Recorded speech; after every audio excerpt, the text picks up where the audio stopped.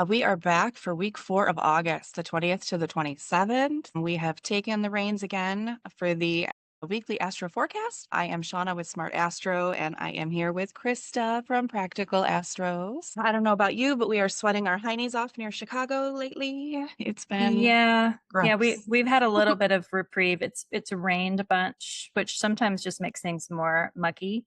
But Swampy. yeah, but it's rained enough where we do get these little, when you go into the ocean and you'll find these little ribbons of cool and ribbons of hot, Hmm. that's how it's been. It's just like you get these little moments of coolness. It's kind of Yeah. what the current week has been, which is the benefic enclosure of the moon and the Venus Jupiter conjunction. And we still get a little taste of that coming up, but Mhm. it's also going to get a little wonky. Yeah. So for week 4, we have on the 22nd, we have the sun moving into Virgo. Get your spreadsheets ready, everybody. August 23rd, we're going to talk about the new moon. We have Virgo squaring, nope, we have the sun in Virgo squaring Uranus and Gemini. Words are backwards. It's fine. We can do Yeah. that too. And then we're going to round it out with Venus moving into Leo on the 25th. Our recording today is the 14th. I am Central Time, so it's just before 10:15. I think we have is it Libra rising where I'm at? My husband just left to go on tour. And so I always do a chart whenever he leaves just to get a sense of where he was at. And he had a Mhm. really good chart to leave. But right now we're Libra Awesome. rising for my location. So this is the Awesome. first chart we're going to look at. And really, we're going to talk about all these transits roughly within just a couple of charts because they happen so quickly to each other. But the first one to pay attention to is the sun. The sun's at home in Leo, so it's leaving its domicile and going into the yin mercurial temple of Virgo. So there's always a little bit of bittersweet lamentation of the sun leaving its home because it only has one home. But I am a fan of the sun going into Virgo. It's a nice little figure it out and get her done sort of a story that the sun gets to live through. Yeah, it's like the sun loses just a little bit of dignity, but in a more tangible sense, it's like we're starting to break from some of the heat, right? Mm-hmm. The sun's got a little less pressure on it, which is a funny sentence moving into Virgo, less pressure, but I think it works. It's a mutable sign. So all the mutable signs represent that transitional phase. The fixed signs, their job is to like hold steady. And the mutables kind of begin that shift of going back and forth, kind of finding some local room, that mutability. Because the end of Virgo, when Virgo goes into Libra, that's that cardinal tropical point where the sun really does noticeably shift light.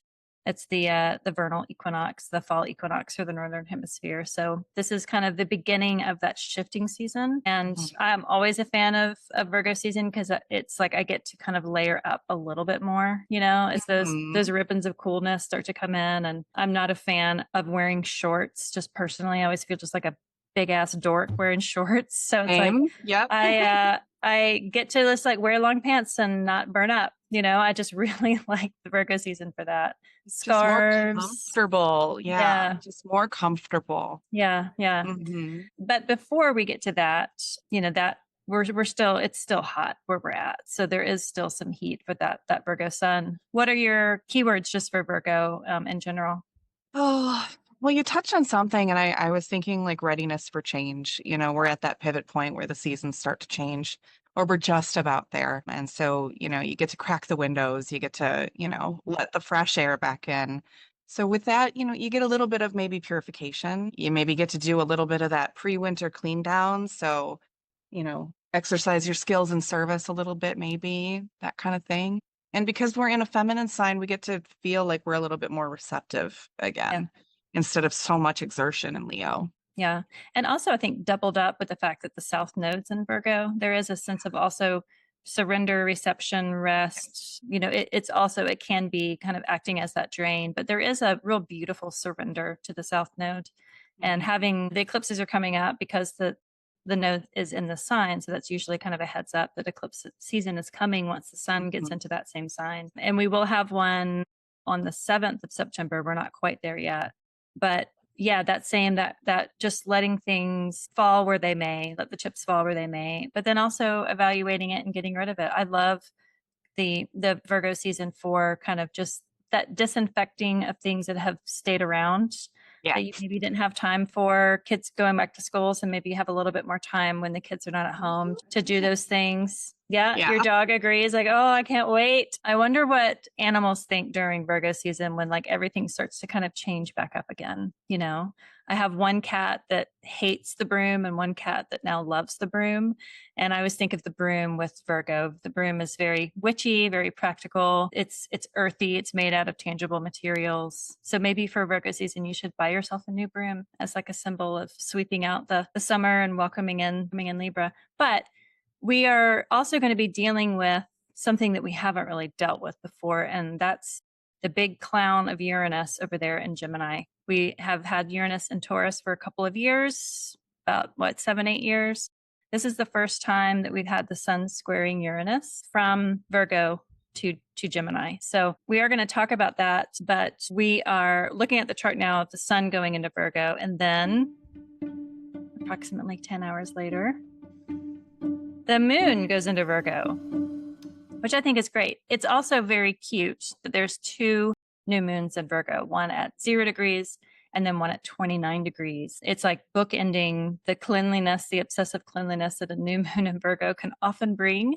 I think it's just really precious that there's 2 new moons. It's like a blue moon of Virgo. And this is happening again, like within, what was it, like 12 hours, I think, after the sun goes in. Yeah, I think it's literally, I was trying to math it out and my brain was killing me. So 9.5, 10 hours, something like Yeah, that. yeah. So it's really very quick that we get that new moon. And we do get that double dose of new moon this season too. And it's gonna bookend really, really beautifully in Virgo. Yeah. The reason why this new moon is not an eclipse is it's just too far away from that node. So when the sun and the moon get closer to this node down here is when we kind of enter into that eclipse window. And we'll talk about that in the next coming weeks. And depending on who's going to be talking that, we haven't figured out who's going to be doing that. But as a group, the Asteri Sofia Kairos, we are going to be hosting an eclipse workshop right in between the eclipses. So September 13th, we're going to be talking all about this, how to use eclipses in your own charts. It's a little soft plug just for that workshop happening. But just as a reason why we don't get 2 Virgo eclipses within the cycle is that it has to be within 15 degrees. So this is 18 degrees away. It's just a little bit out of that window. Too far. Yep. So with that, Virgo is a mutable earth sign. We have Uranus and Gemini that's going to be retrograding very soon, but it's at that first degree of Gemini. Gemini is a mutable air sign, so that these 2 are going to be square each other for the first time in a very, very long time. This is our first square, our first little meeting between these 2. What are your ideas of sun square? I don't know. Uranus. That opening. Yeah, it's that opening square. Yeah. I'm Cancer rising too. So this is all happening for me in my 12th and 3rd. So I'm like, I mean, it's bound to be exciting, right? It's our opening square. So hopefully it's a little more gentle with us to start off with, but hopefully it's something fun too. Uranus can bring surprises, not just the scary stuff. So staying optimistic is huge. Yeah.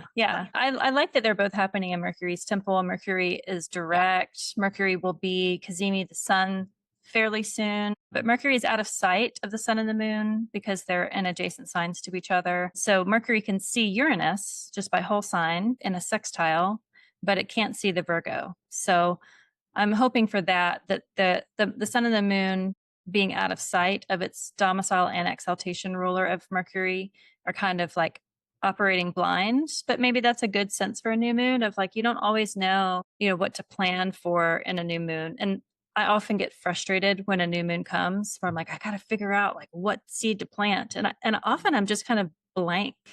I'm like, I kind of get a vibe of like what I want to change, but I don't have words yet. And a dark moon and new moon is a great time to just sit and be still and receptive. You don't have to figure it out. And maybe that square from Uranus will be that lightning bolt, fun inspiration idea that just illuminates that dark stillness of a new moon because it's connected to Mercury. I love Uranus for those really brilliant lightning flash, light bulb, aha, meditative download moments. And that's what I'm hoping for. We had Uranus square the sun when they were in fixed signs in Leo and Taurus, and it caused like serious shit, very like loud conflict. And within the mutable signs, within these 2, I feel like it might be more technologically related, might just be communication. It might be, beam me up, Scotty, being able to like transport. Who knows? I feel like we get to find out. But with Uranus, it's notoriously hard to predict. It's just going to be quite different from the Leo Taurus square. I love that you said Beam Me Up, Scotty, because you mentioned that book in our group. Which one? The Tade Thompson book. Oh, yeah. This one here. Yeah. Isn't it literally like sci-fi, alien, matrixy type stuff? Yeah. It says Rosewater. I'm like way late to the Rosewater fan. Oh, me too. Me too. But it's Rosewater is a town on the edge, community formed around the edges of a mysterious biodome. Its residents comprise the hopeful, the hungry, the helpless, people eager for a glimpse inside the dome or a taste of its rumored healing powers. It's basically a psychic space sci-fi book. So yeah. Maybe that's. But how fun is that for the Mercury ruled signs? Like you're reading a sci-fi book. Yeah. Yeah. I mean, that's perfect for that too. And often, I find that you get these omens of things, of like TV shows that you watch, songs you hear on the radio, books that you are recommended, books that keep like kind of floating to the surface, even if it doesn't make sense of why you need to read it. But you can find the omens. There's little omens everywhere. You can find those omens. So yeah, maybe I'll try to at least get it started by that. All of my other books that I have not started reading have their arms folded. Just like, really? You literally just got that from thrift books and you're claiming that you're going to read it when we've been sitting here for like 10 months and you haven't even cracked us open. I know. That's funny. What's going to happen. Well, if you get through the first chapter, then technically you've started it. So. Right. I've cracked it open. Maybe that's perfect then for the 24th. Yeah. Yeah. New moon in Virgo. I swear I will start and read the first chapter of all of my unread books. Like all of them. Oh no. All of them. I can see the stack of Shauna has this awesome bookshelf behind her. I know she said it's like leaning forward because it's got so many books, but it's such a great sign of curiosity and wanting to like discover worlds that are hidden within the pages. To me, that is such a Mercury story. And so we are, if you're an interesting person, you have a ton of books you have not read. So if you've read all your books in your house, then I don't trust you as a human. Maybe that's what this is. Yeah. Yeah, I like it. The other immutable signs, Pisces has the North Node and Sagittarius doesn't have anything with all the outer planets not going into Sag for a long time. We get the moon in Sag, but really Sagittarius is just like out on its own adventures, kind of letting the other mutables enjoy it. But I think that it's interesting just to pay attention to that square from Uranus hitting the luminaries while the nodes are there. It might lead into or glean an insight on what the nodal story is with the cycle, but it'll get louder once the eclipses start. But maybe this is that cracking egg moment, with Uranus there. Pretty soon after, we're going to get Venus going into Leo. Venus conjoined Jupiter in Cancer, and it's been moving through Cancer, and it's going to go into Leo at the end of the month. And so all of these are happening within days of each other. All of these are kind of shifting and shifting the vibe of things, bringing in that Mercury mutableness of it all. I'm partial to Venus in Cancer because it's my natal placement, but I also really absolutely love Venus in Leo. She gets spicy. Yeah. She gets so spicy. Yeah. What are some of your keywords for Venus moving into Leo?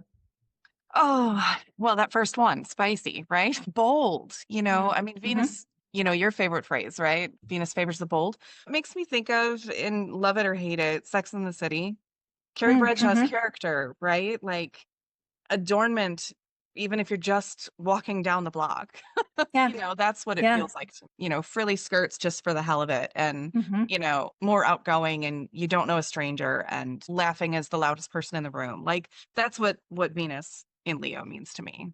Yeah, those people that have like those really signature laughs, like they can't help it. That's very Venus and Leo. It's because Leo expresses, it's the sun. It cannot help but shine. It doesn't ever set truly. It just turns the corner and is continuing to shine. It's always on. And Venus going in there, she gets a little burned up, but that is illuminating. It kind of burns away some of the Cancerian waters that she's been undulating within.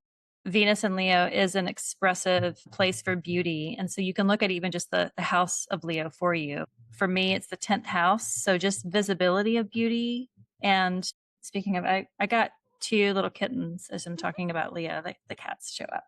The visibility of beauty. And so is that going to be for Scorpio risings with Leo in the 10th? Is that just making your wardrobe where your visibility within people is spicier, more adventurous, or is it just going and seeing, being visible in front of more art, like going to art exhibits or installations or museums or festivals? For Cancer risings, it's your second house. So, how do you see that with Venus going into your second? No, I hope smart spending. I really hope, but I could definitely see, it's back to school time.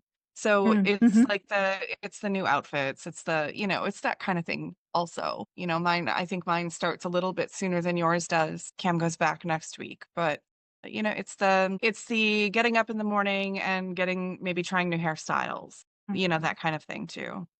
Yeah, and also it's a maybe unfortunate combination that your child is a Leo ascendant, and so it's the glow up for them, but then you actually have to pay the price for that. Yeah, yeah.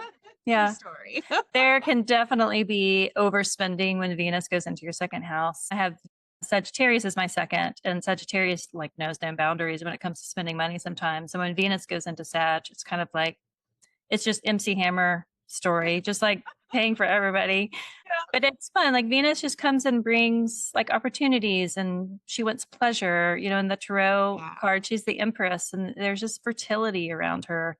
So also I could see is the fertility of the second house for Cancer risings. What is being grown there? What is being beautified in the house of skill? And just look and see where Leo is in your chart. I also for Virgo risings, having Leo there in the 12th as finding the ease and the beauty of solitude. And I love forest bathing for 12th house signification, just finding the joy in that hermitage. If you have a little tree house, or my kid has a playground that he doesn't use anymore. So I was thinking of using it as a little reading nook, hermitage, beautifying that up, just you can find the warmth wherever Leo is. And when Venus comes in, she just brings beauty to that warmth. So I think it'll soften and kind of glow up any sort of disruption that the mutable angles have for this week. So yeah, I think that's it. I think there's going to be some shift, some change, preparation for the eclipses that are coming, but overall kind of a fun folly week. Yeah, I'm thinking back to that Uranus new moon situation too, or Uranus luminaries. I'm hoping we get a good couple of safe storms, but even just a couple days ago we had some really wild lightning storms that charge up again, and hopefully as we're moving into the equinox and the nodes moving, that we're going to have some cool down for that. Yeah, I think we've tackled it. Well, and the final note is the other outer planets are also at 1 degree. They're retrograde. So Pluto's at 1 degree 56 minutes Aquarius. Neptune is at 1 degree 34 minutes Aries. Neptune will be retrograding back into Pisces fairly soon. It'll follow Saturn. All of them are still in contact with each other. Mars is over here in Libra. It's away from that direct trine or opposition, depending on what planet you're looking at with the outers. But it's still there activating that Libra house. So all the air is really kind of turned on. And that mutability of the new moon. I mean, I love new moons just for finding that stillness to see what wants to grow. But I feel like it'll be accelerated. It won't be a gentle new moon as it often is in Virgo, because of that kind of that electric jabbing of Uranus there. So good luck to us all and have fun with it. Yeah, keep a handle on your patience. Or just go ahead and write out some apologies that you're willing to sign. Yeah. Just scribble on notebooks. Yeah. All right. Well, thanks for joining us this week. And Sean and I will be back next week to close out the month.